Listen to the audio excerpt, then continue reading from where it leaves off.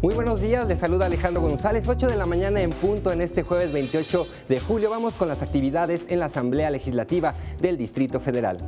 Iniciamos con 3 eventos a realizarse a las 10 de la mañana. El primero es en el recinto legislativo en la sala de prensa de la Coordinación General de Comunicación Social, donde se llevará a cabo una conferencia de prensa con el tema de las fotomultas en la Ciudad de México a cargo del grupo parlamentario de Morena.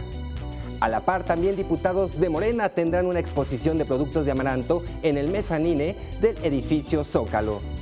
Por otro lado, a la misma hora, la comisión del PRD realizará una entrega de firmas por el derecho al agua al jefe de gobierno capitalino Miguel Ángel Mancera, acción que se llevará a cabo en el Zócalo de nuestra Ciudad de México.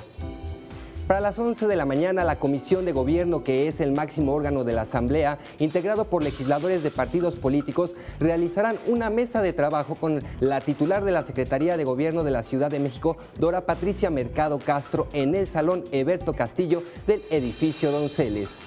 Finalmente, le comento que también la comisión del PRD llevará a cabo una cruzada informativa de las gestiones realizadas por el derecho del agua, esto en Eje 5 Sur y Guerra de Reforma en la colonia Reyes de Reforma.